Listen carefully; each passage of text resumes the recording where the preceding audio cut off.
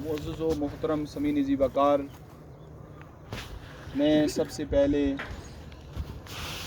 हमारी अपनी फैमिली ख़ानदान के जितने भी अफराद हैं, बिलखुसूस मरहूमा के बेटे और उनके शोहर जो हमारी इस फैमिली के बुज़ुर्ग हैं, उनके साथ और दीगर जितनी भी इस फैमिली के करीबी रिश्तेदार हैं, उनसे जो दूर दराज से अहबाब तशरीफ़ लाए हैं, तमामी अहबाब से बिलखुसूस इस फैमिली से और बिलउमूम सब से इज़हार अफसोस और ताज़ियत करता हूँ और दुआ गो हूँ अल्लाह ताला जितने भी अहबाब दूर दराज से तशरीफ़ लाए हैं, अल्लाह ताला हर एक को हर कदम पर बेशुमार नेकियां अता फरमाए। आमीन।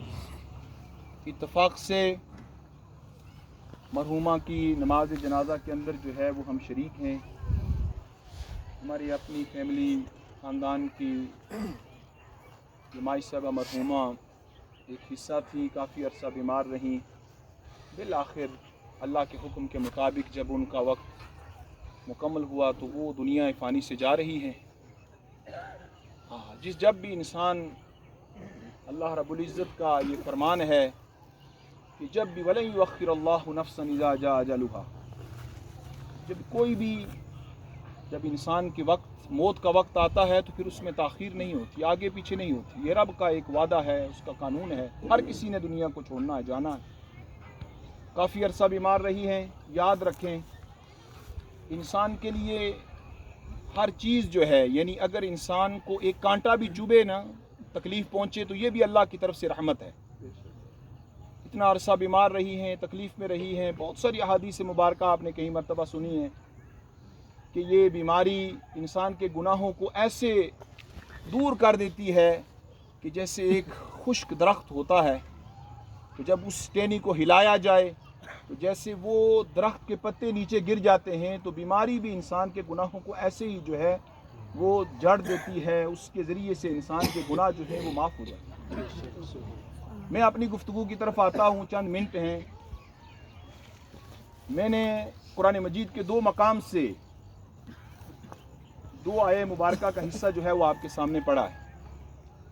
सबसे पहली बात तो मैं ये कहूँगा कि कुरान को ज़्यादा से ज़्यादा पढ़ना चाहिए, जितना हो सके कुरान को पढ़ें।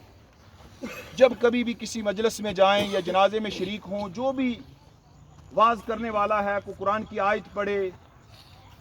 और आप जो हैं जब मस्जिद में जाएं तो कहीं से भी आपको कोई भी मवाद मिले तो आप ख़ुद भी कुरान मजीद खोल कर उसको पढ़ें, तर्जुमा देखें कि अल्लाह क्या हमें फरमा रहा है।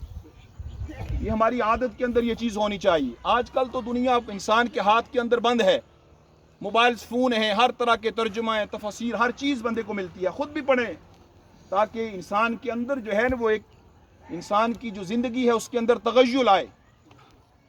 ख़ुद इंसान जब पढ़ेगा तो उसके ऊपर जो असर होगा उसका एक अपना ही अनोखा ही रंग है।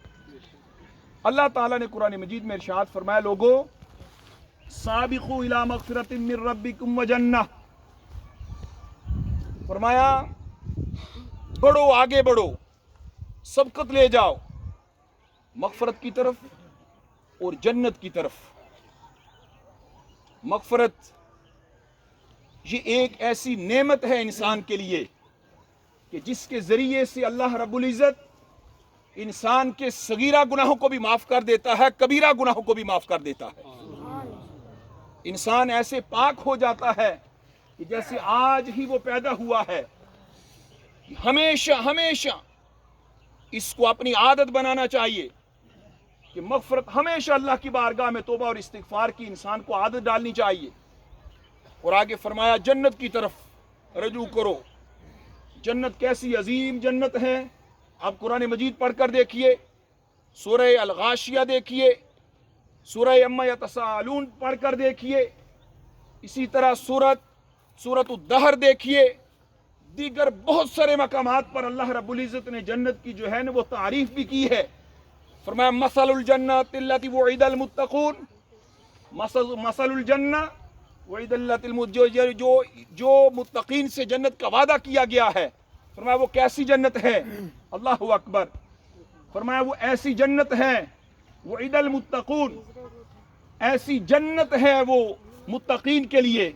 फरमाया कि वो कमा इन गैरी आसिन, وانہار من لبن لم یتغیر طعمہ وانہار من خمر لذۃ للشاربین وانہار من عسل مصفی ولہم فیہا من کل ازواج مطہرہ، اس کے اندر من کل ثمرات. یہ جنت کا اللہ رب العزت نے تعارف بھی کرایا. وہ جنت کیسی ہوگی؟ عظیم جنت ہوگی. اس کے اندر ایسی لہریں ہوں گی، شراب طہور ہوگا، اس کے اندر ایسا شہد ہوگا. یہ ساری نعمتوں کا ذکر اللہ تعالیٰ نے کیا.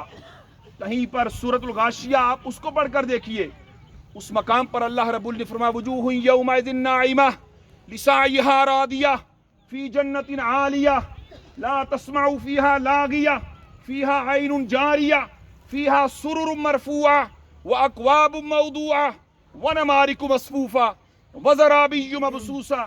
اب قرآن تو پڑھیں. قرآن کے اندر اللہ رب العزت نے جنت کا تعارف کروایا.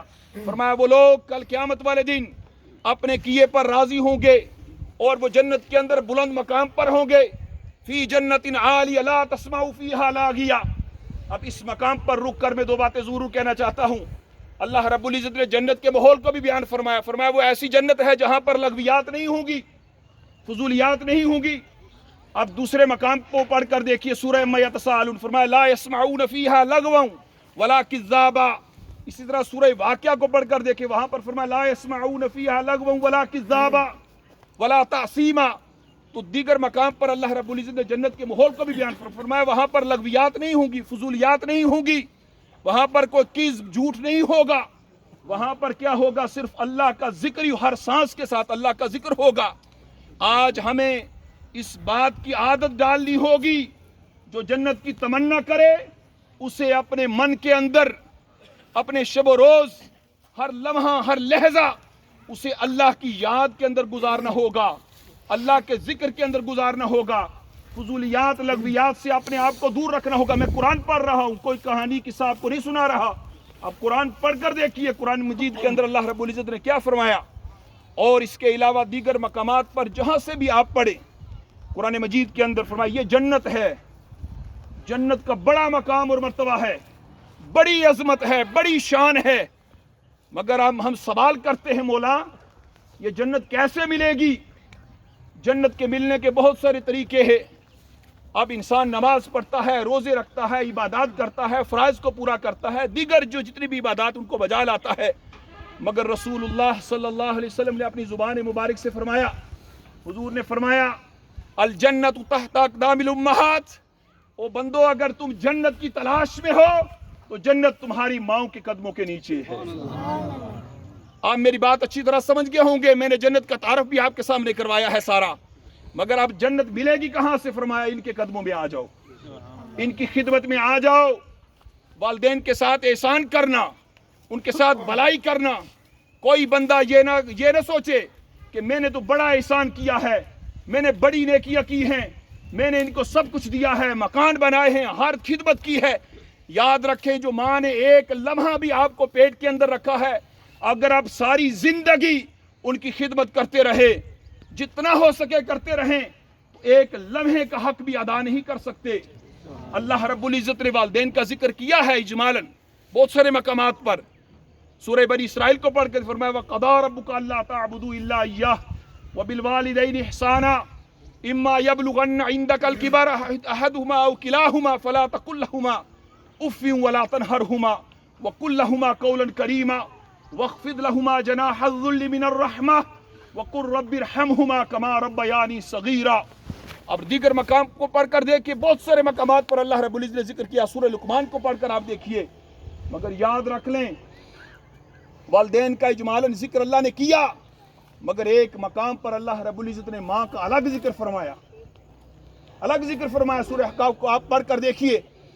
فرمایا وَوَصَّيْنَا الْإِنسَانَ بِوَالِدَيْهِ إِحْسَانًا حَمَلَتْهُ أُمُّهُ كُرْهًا وَوَضَعَتْهُ كُرْهًا وَحَمْلُهُ وَفِصَالُهُ 30 شهرًا حَتَّى إِذَا بَلَغَ أَشُدَّهُ وَبَلَغَ 40 سَنَةً.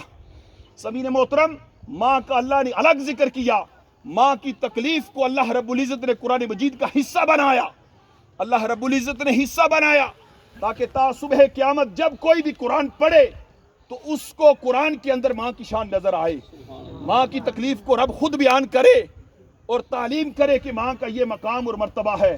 یاد رکھ لے جو سورہ بنی اسرائیل میں فرمایا فلا تقل لہما اف ولا تنہرہما، ان کے سامنے اف تک نہ کہو۔